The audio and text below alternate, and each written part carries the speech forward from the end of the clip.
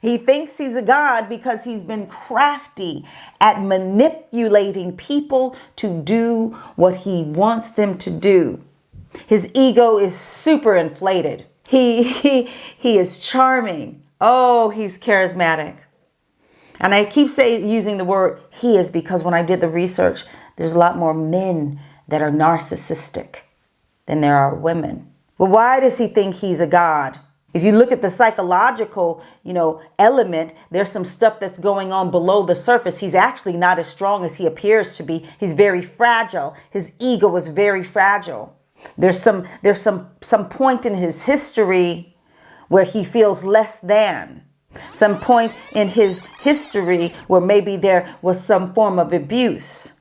So he feels that he must abuse others.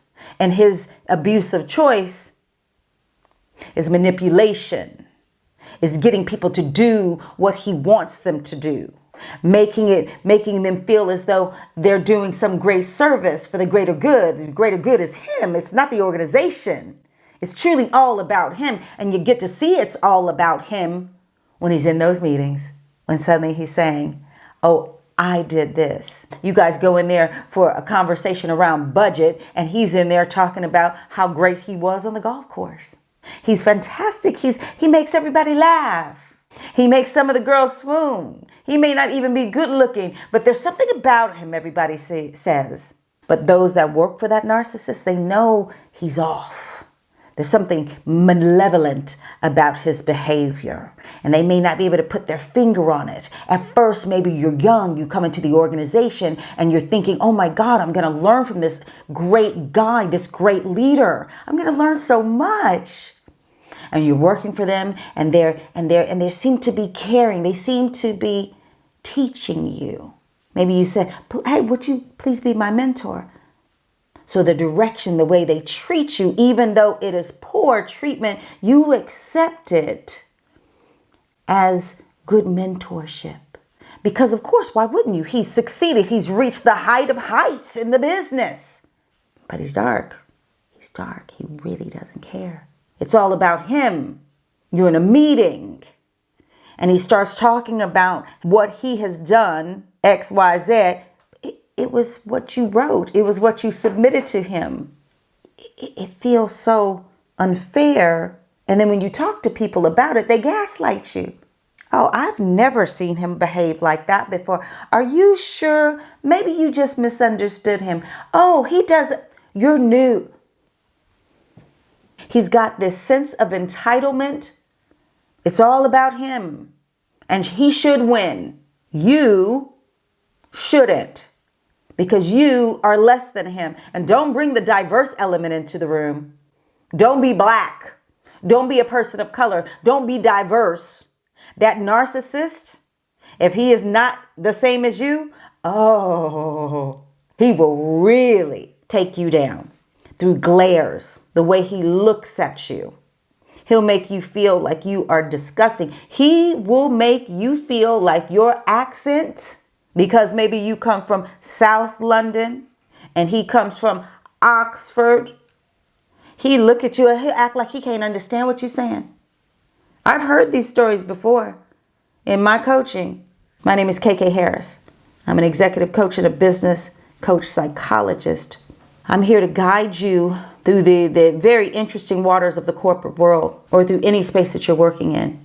If you like the way that sounds, would you please subscribe to the channel, like this video.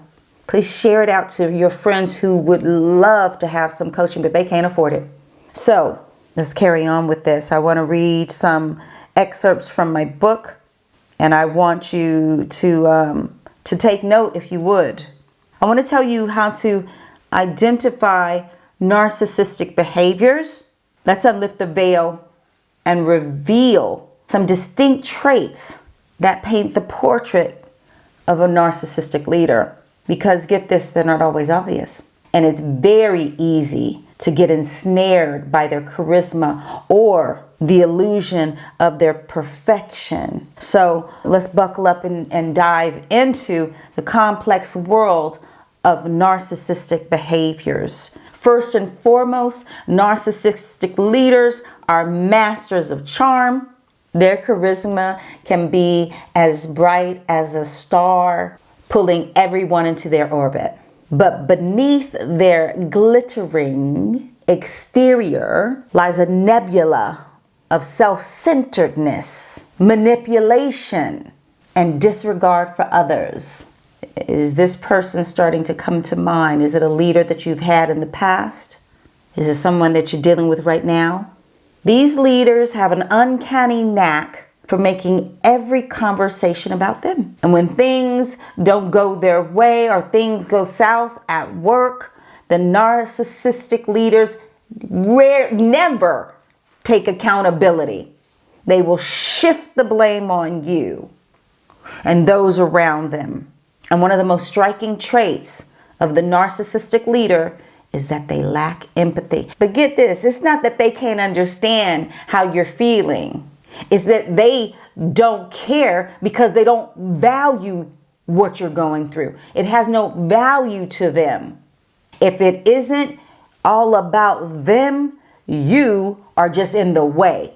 And you got to ask yourself, is this really what I want to be dealing with on a day-to-day? Because I'm going to tell you something. This thing about the narcissistic leader, it just erodes your confidence. It just takes it down and takes it down, and you're just getting hit, boom, and you're getting hit, boom. Your confidence is like bam, and it's going shrinking, and you're shrinking, and you're shrinking because the narcissist, that's his game. He is there to control you, to take you down, to have you do the work, to make promises that are empty, to know he's so good. He knows when to pull back. He knows when you've had enough. He reels you back in and he tries to make you feel better. He might even buy you lunch. He may take you to the next leadership meeting, but it will have you take notes.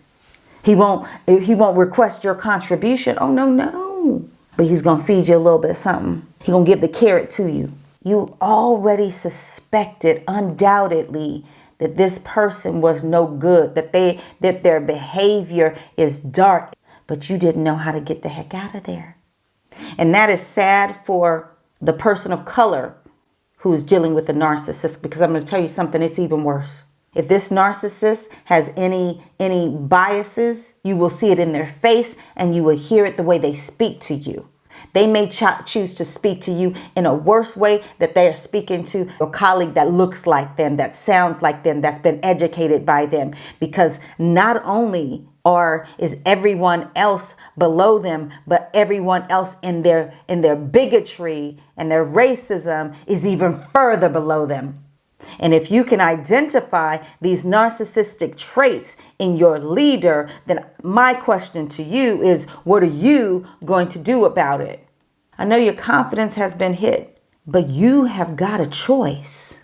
You can learn to stand up for yourself. You can learn to push back. Because the interesting thing about the narcissist, they will move on away from you when they realize they can no longer control you. They can no longer manipulate you. They can no longer talk any old kind of way to you. They move on to their next one. In their mind, everybody else around them is a minion anyway.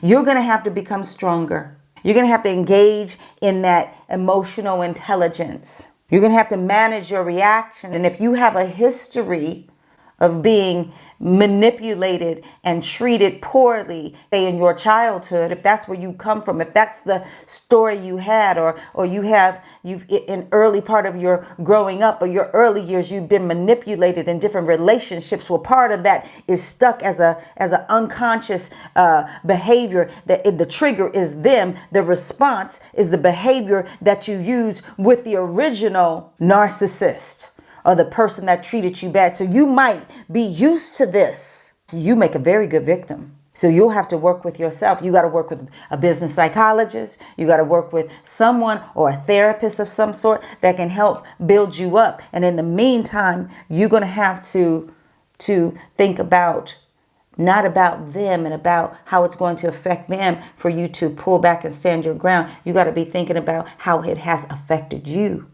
See, moving on from these people takes a lot of courage and strength. It really does. What else can you can create boundaries. You got to protect yourself. If you got to say, I can't work today, I've got to do such and such for my grandmother. No, I can't do that other project that you want me to do, which they're usually titling a stretch project. By the way, oh, the stretch project. Companies that are narcissistic, they will always say, oh, you want to be on the promotion track? To get some stretch projects in.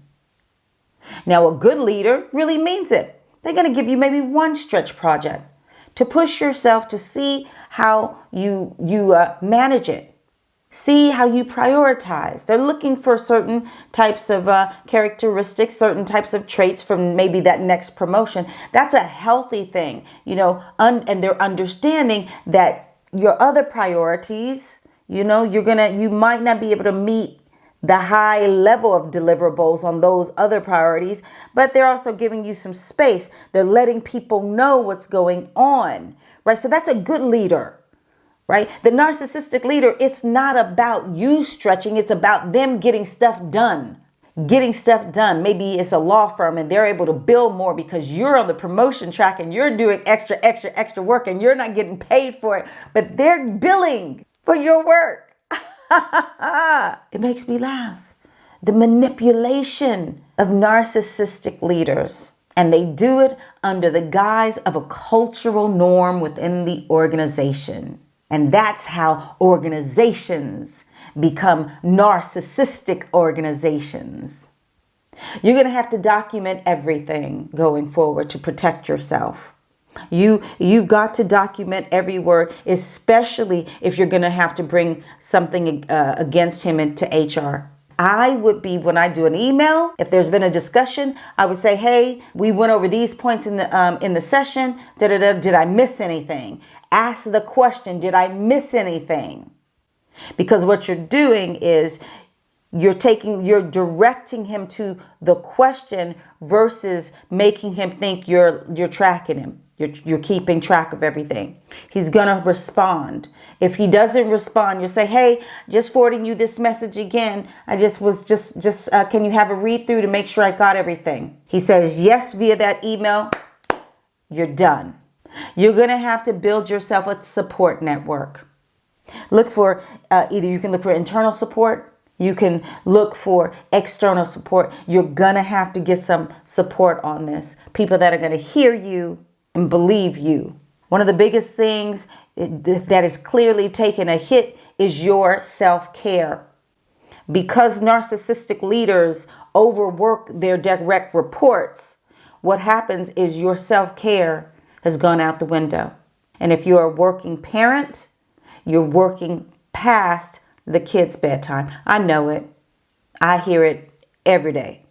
So self-care, drinking a glass of wine every night is not self-care. Somebody would say, oh, it is. You're looking after yourself. You're just relaxing. Okay, see how that goes. You'll be groggy the next morning. And these days, a glass of red wine is a goblet. So I don't recommend that. I recommend some real self-care. Self-care, implementing self-care would be going on a date with your partner, meeting up with your girlfriends or your guy friends. Right? Just meeting up with your friends, point blank, period. Spending more time with your kids, loving on them, because what you've done, you've been manipulated by this narcissistic leader or this narcissistic organization that you're neglecting those that care about you. You're not caring about yourself. It's time to stop that.